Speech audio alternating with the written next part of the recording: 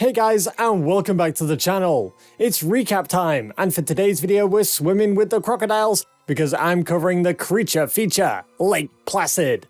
Okay, let's not waste any more time and dive straight in. Man, that is a terrible pun, but I'm gonna make it anyway.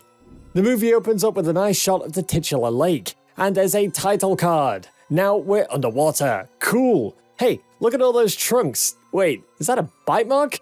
This looks like it's from the crocodile's POV, doesn't it? Back on the surface, Sheriff Hank is chatting with a driver who's not exactly the sweetest guy. Hank doesn't seem to get sarcasm either. A couple of poorly executed quotes later, and the diver, well, dives inside. Yeah, I think we all know how this is going to end. Anyway, he looks around the lake while Hank enjoys a nice bite. Get it? The driver dude checks out an underwater nest or something, but wait, is there something behind him? It's just a little turtle, or a tortoise, I don't really know the difference. Oh shit, jump scare! Oh, it's only a little beaver. Right, okay, we should probably be good for now, right? Oh no! Yep, that guy's not gonna make it. Oh, hey, Hank, why don't you stop listening to that stupid song and help your buddy out there? Just kidding, no one's saving that guy. And another jump scare! The dude struggles to get on board as we can see something munching on him, and yeah, that's nasty. Damn, that guy got cut in half. There are some pretty sick practical effects, man, but that's not really a good way to go. Anyway, that's a good way to start the movie though, so it's a pretty nice transition there too.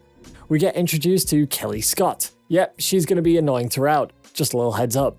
Her boss, Kevin, calls her so that they can chat for a minute, and just when I think they're going to do the nasty, we can see that she's just meditating? Maybe she read the wrong book. Anyway, it turns out that Kevin's been cheating on her with her friend and co-worker Myra, the sick bastard.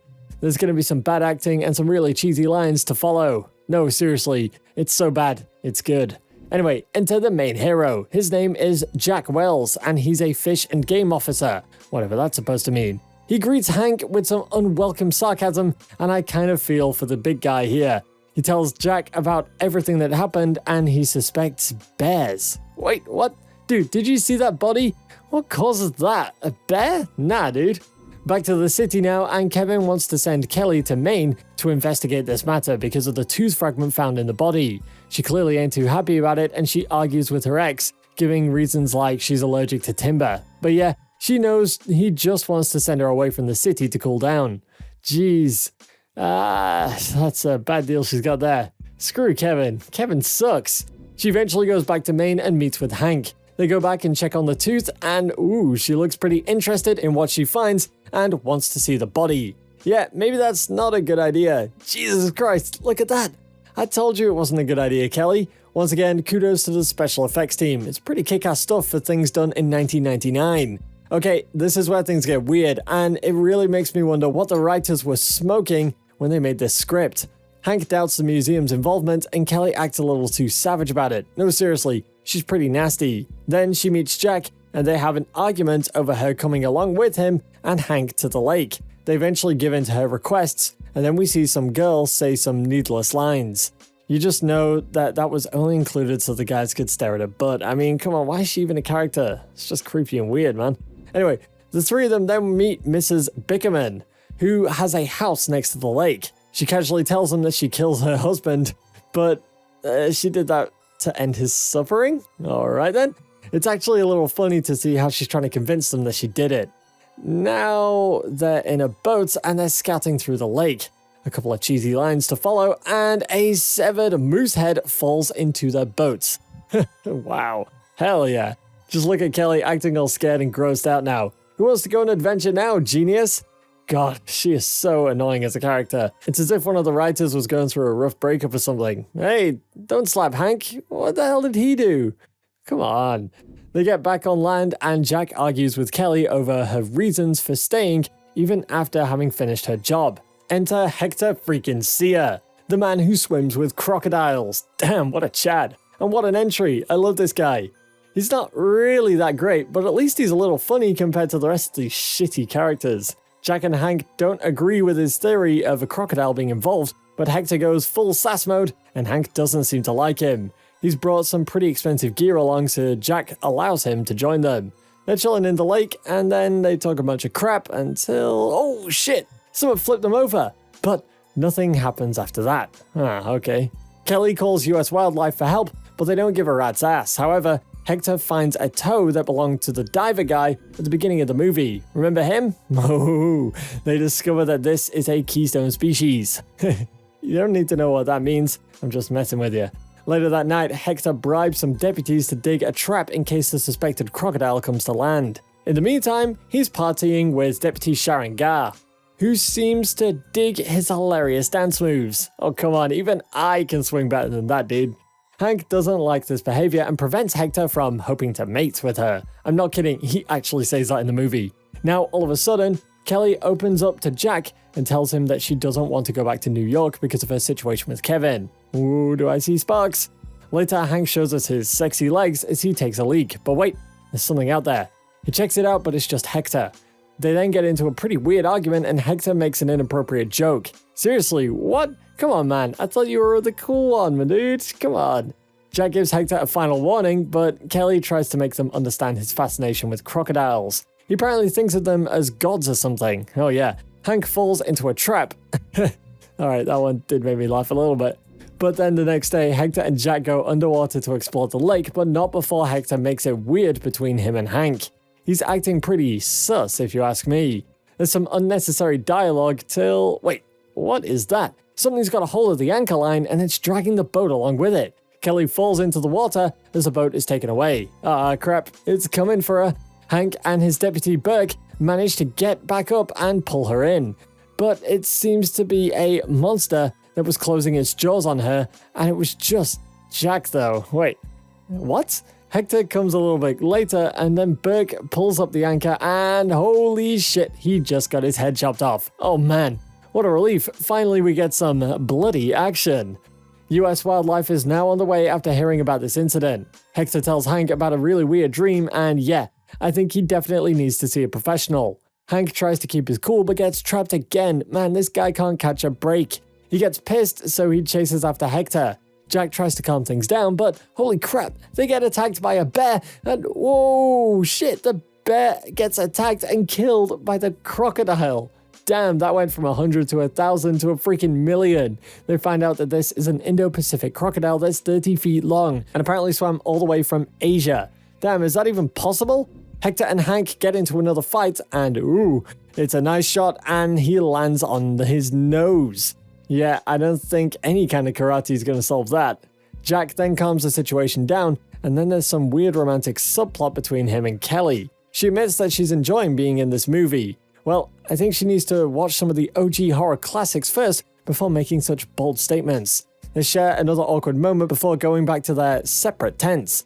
Yeah, we get it. The next day, Hector and Sharon go back to the lake in his chopper. Meanwhile, another random head falls on Kelly, and oh, there's a snake too. Man, I hate snakes. Kelly freaks out and says some dumb shit again as Jack tries to calm her down, but then they spot Mrs. Bickerman feeding one of her cows to the croc. Dude, what? I gotta say that again. The effects are pretty dope, but man, that's messed up. I honestly think though that's pretty much the best part of the movie. Anyway, they go to arrest her, but she reasons that she didn't tell them about the croc because she doesn't want them to kill it. She also says it's like a pet, and it was what really killed her husband. Dude, what are these reasons? Just arrested, man, come on. Back at the lake, Sharon tries to persuade Hector not to go underwater by promising that she'll engage in some sexy time with him, but Hector ain't about that life, so he dives. Sharon realizes that she can do much better than a suicidal maniac and radios for Hank. Hector then gets done with his swim and pops back up, but wait, what's that sound? Shit, yep, that's our crocodile again. Alright. Hector looks into its eyes and says a bunch of stuff that we already know. He slowly backs up to the chopper while trying to talk to the croc, and it surprisingly works. He distracts it with an inflatable raft till he can get safely back inside and fly the chopper. But the crocodile holds onto it, but Sharon shoots it, which allows them to escape. Jack and Hank are super pissed off and order Hector to not go anywhere. Kelly goes and talks to him, but she sees straight to his facade and convinces him to not try any more stupid shit. He agrees, but tells her that they cannot kill the crocodile because of science and miracles and shit like that. They both get back in and try to convince the others not to kill it. I mean, they give some decent options to trap it, but yeah, I'd rather just kill that green bastard. The officers try to eventually agree, and then they decide to use Bickerman's cow as bait. She sure gives them a piece of her mind. Just listen to the shit she's saying. Hank, Jack, and their squads prepare themselves with tranquilizers as Hector keeps digging the cow in water. That's a real cow, right? Oh, poor thing. However, it's now nighttime and the plan doesn't seem to be working. What a bust. But wait, they spot a reptilian beast on the radar. Ah, there he is. Hector lures him to the squad and Kelly gets some more dumb shit. There we go. Well, she says some more dumb shit anyway, but we know that the cow is mooing Kelly.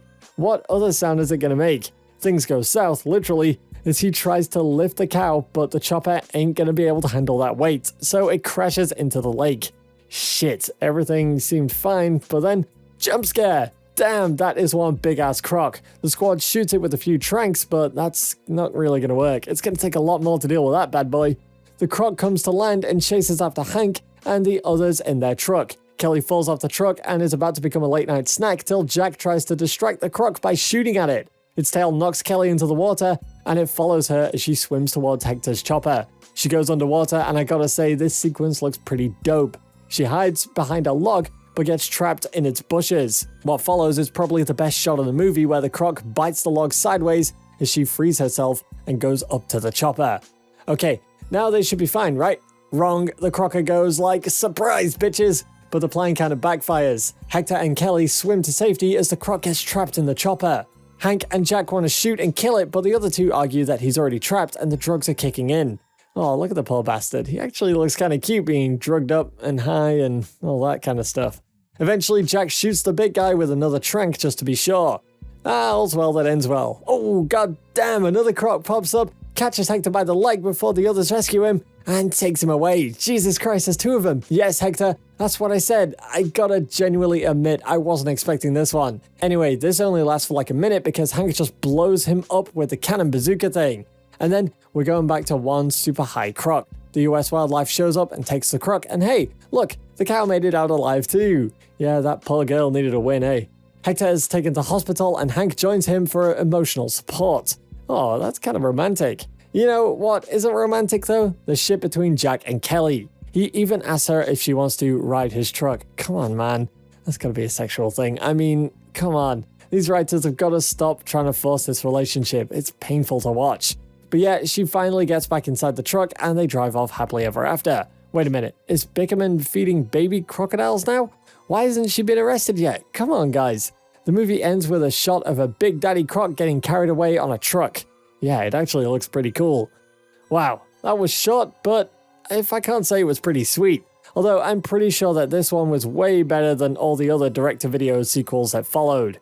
If you're new around here though, make sure that you like, share, and subscribe to my channel to stay up to date on all my future videos. If there's any specific movie that you'd like me to cover, you can let me know in the comments down below, and you can also check out my Patreon for some exclusive content as well. Link is down below. Alright guys, I'll see you later.